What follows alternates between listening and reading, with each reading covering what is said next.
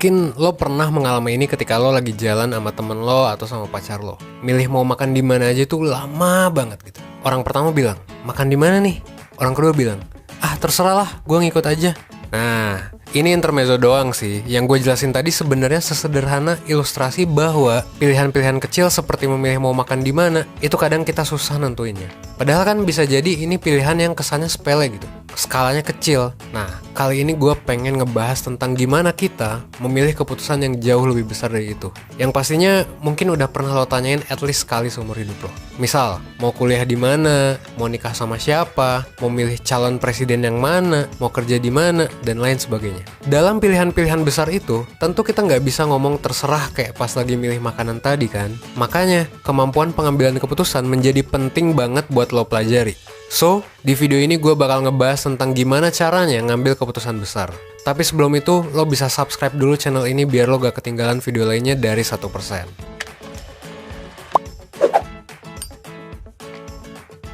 Nah, kemampuan pengambilan keputusan baik dari skala kecil hingga besar bukanlah kemampuan yang otomatis kita dapetin saat lahir. Bisa jadi kita perlu untuk terbiasa dulu, jadi perlu latihan dulu. Mulai dari memutuskan hal sederhana hingga memutuskan perkara yang kompleks. Karena kenapa? Karena nggak sedikit dari kita yang akhirnya nggak terbiasa dan jadinya salah langkah. Jadinya salah membuat keputusan besar karena analisisnya kurang tepat. Banyak kok kasusnya, ada yang salah ambil jurusan, kemudian di tengah jalan jadi demot gitu kan, demotivasi, dan memutuskan untuk nyoba lagi. Ada juga yang salah dalam memilih pasangan untuk nikah, dan kemudian cerai. Atau yang lebih parah, konflik sampai dengan KDRT. Ada juga yang udah kerja di perusahaan besar gitu.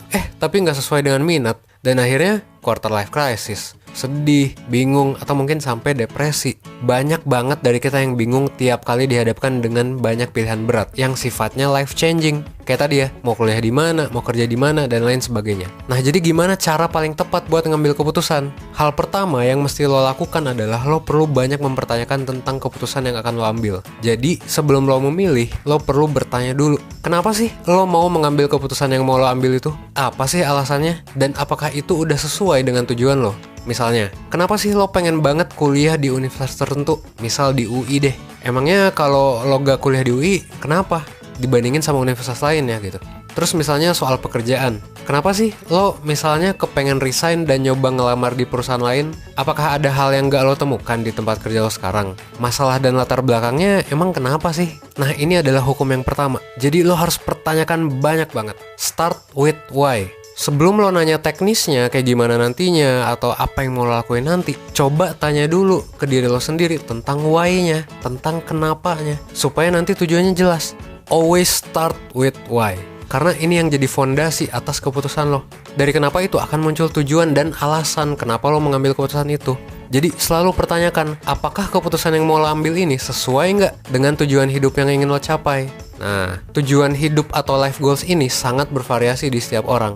Misalnya, goals lo adalah menjadi kaya raya. Nah, berarti kalau lo dihadapkan pada pilihan tentang pekerjaan, secara logikanya nih, biar nyambung antara why-nya lo dengan pilihan lo nanti, lo harusnya bikin list. Mana perusahaan yang paling bakal bikin lo kaya nanti. Atau bahkan lo bisa coba alternatif lain. Karena bisa jadi kan, setelah lo mungkin bertanya-tanya, ternyata lo baru sadar bahwa bekerja di perusahaan bukanlah pilihan yang benar-benar tepat. Bisa aja kan gitu. Mungkin kalau lo mau jadi kaya ya bisa jadi lo nggak kerja tapi lo memilih untuk jadi pengusaha misalnya gitu ya. Dan hal ini hanya akan terjadi ketika lo udah mempertanyakan why-nya gitu. Makanya start with why ini jadi penting. Biar hal-hal besar yang lo pilih itu nyambung sama tujuan hidup lo. Jangan sampai lo udah memilih tapi ternyata secara tujuan itu bukan pilihan yang tepat. Jadi gue ulangin terus-menerus ya. Pertanyakan why-nya. Mungkin beberapa dari lo masih ada yang bingung dalam menentukan pilihan atau menjawab pertanyaan yang why-nya tadi. Nah, it's okay, ini wajar. Tapi kalau lo bingung, bisa jadi ini adalah tanda bahwa ada kemungkinan lo belum setahu itu dengan diri lo sendiri. Jadi lo belum sekenal itu dengan diri lo.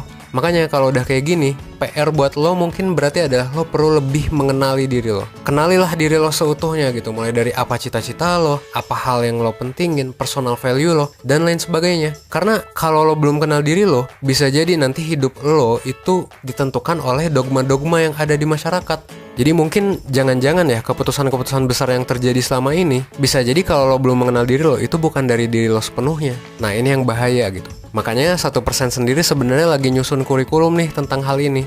Nah, yang tadi gue bahas itu ada di section chapter yang self-knowledge. Jadi di dalamnya ada personal values, ada life goals, gimana mengenali kepribadian lo, dan banyak lagi gitu. Intinya adalah tentang mengenali diri. Kalau lo tertarik buat belajar tentang self-knowledge, lo tunggu aja, nanti 1% bakal buka online class tentang ini. Oke? Nah, itu langkah pertama. Lo tanya why-nya. Langkah kedua, setelah lo tanya why-nya, lo bisa menentukan what dan how-nya. Jadi di sini lo perlu membuat alternatif pilihan. Apa sih yang mau lo pilih? Dan kayak gimana pilihannya? Nah, ini harus lo tentuin ya, bikin alternatif pilihan. Lo bisa bikin plan A, plan B, bahkan sebenarnya abjad kan ada 26 ya. Lo bisa bikin plan sebanyak apapun, karena ada banyak sekali alternatif pilihan yang bisa lo ambil. Mungkin step yang awal tadi, yang pertama, lo udah tahu jawabannya. Misal tujuan hidup lo 10 tahun ke depan adalah lo pengen banget jadi data scientist. Dari keinginan itu, misalnya kasusnya adalah lo bingung pengen milih jurusan apa. Nah, kalau lo udah tahu step awalnya tadi, jadi gampang. Bisa jadi semua universitas di Indonesia yang punya jurusan yang berkaitan dengan data scientist itu mungkin akan jadi opsi alternatif lo gitu. Tapi mungkin kalau se-Indonesia kebanyakan kali ya. Nah, lo bisa kerucutkan itu jadi top 10 atau top 5 alternatif pilihan yang paling lo suka. Kemudian dari alternatif-alternatif itu lo bisa analisis lagi seperti di langkah pertama ya.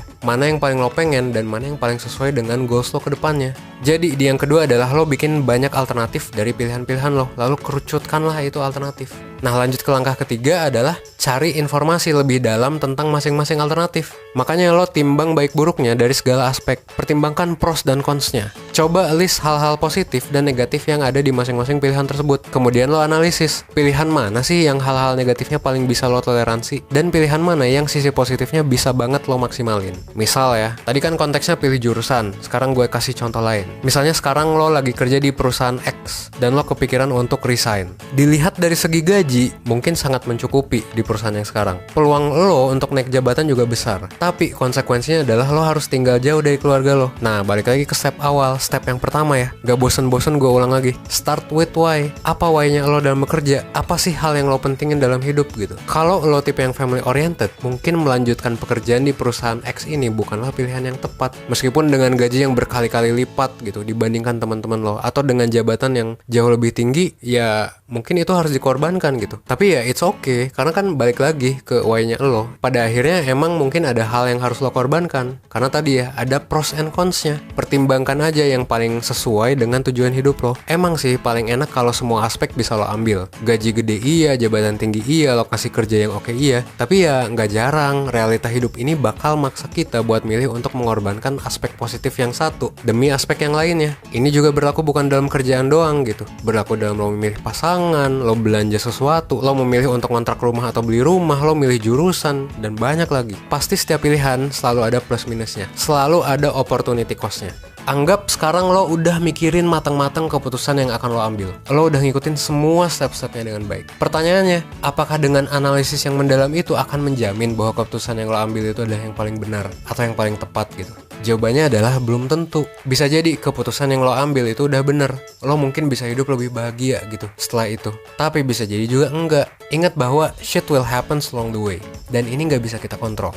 Gue pernah ngebahas tentang hal ini di video tentang stoicism. Intinya sih selalu ingat aja bahwa pada hakikatnya gak ada yang bisa ngontrol kondisi eksternal. Gak ada yang tahu apa yang akan terjadi ke depannya. Gak ada yang tahu apakah akan terjadi hal baik atau hal buruk, meskipun mungkin lo udah mengikuti dan melakukan metode yang benar. Contoh aja channel 1% ya. Gue itu saat bikin 1% dari tahun 2018, itu gue bikin video terus gitu, rutin. Tapi subscribernya naiknya dikit-dikit terus. Ya paling cuma 100-200 per hari gitu. Tapi suatu saat tiba-tiba salah satu video 1% ada yang viral. Nah, barulah channel ini akhirnya bisa dapetin, saat gue nulis ini ya, hampir 150.000 subscriber hanya dalam beberapa hari doang. Dari yang awalnya cuma belasan ribu. Apakah ada yang nyangka 1% bakal tiba-tiba naik banget subscribernya? Gak ada. Apakah gue sempat ngerasa capek, ngerasa negatif gitu dulu pas subscribernya dikit banget naiknya? Zaman-zaman bulan Februari Maret. Ya iya sih capek gitu. Bahkan AdSense aja belum ada di channel ini sampai sekarang. Karena masih di review sama YouTube. Udah berbulan-bulan. Tapi ya gimana? Hal-hal eksternal itu kan gak bisa kita kontrol gitu. Mau ngeluh segimanapun, ya hal yang udah terjadi akan tetap terjadi. Mau baik mau buruk gitu. Hal utama yang bisa kita kontrol adalah perilaku kita. Jadi mau lo dapet hal baik, mau dapet hal buruk, yang paling penting penting adalah lo harus terus berusaha sebaik-baiknya dengan tetap ikhlas dan menerima apapun hasilnya nanti. Nah, inilah mindset stoicism. Buat lebih lanjutnya, mungkin lo bisa cek tuh video gue yang dulu. Seperti kata Seneca dari aliran stoicism, semua hal yang terjadi di dalam hidup ini pasti ada alasannya. Ketika lo salah atau keliru, maka lo bisa manfaatkan momennya untuk belajar, untuk melakukan evaluasi di kemudian hari. Tapi kalau ternyata keputusan lo benar dan lo dapet dampak baik dari keputusan itu, ya lo bisa bersyukur atas apa yang lo dapetin gitu. Jadi mau apapun hasilnya, ya lo menerima semuanya dengan lapang dada gitu ya. Nah, buat lo yang mungkin penasaran, tadi kan gue sempat nyebut-nyebut tentang rencana online kelasnya 1%. Lo bisa follow Instagramnya @1%official. Di sana kita bakal update semua tentang produk dan event-event mendatang. Gue mau ngasih tahu juga bahwa akan ada event di Ruang Rakyat, ada juga di Ruang Komunal Indonesia, dan juga kita mau ngadain event di Universitas Indonesia. Jadi pantengin terus Instagram 1% biar lo gak kelewatan dan gak kehabisan tiketnya. 1% juga udah buka online mentoring dari minggu lalu dan pendaftarnya udah banyak banget. Kalau lo tertarik, lo bisa juga booking online mentoring bareng gue dan kawan-kawan mentor di link yang udah gue taruh di deskripsi. Nanti pasti akan dibalas satu persatu. Oke? Semoga video ini bermanfaat buat lo dan bisa bikin lo berkembang. Seenggaknya 1% setiap harinya. Gua Evan dari 1%, thanks.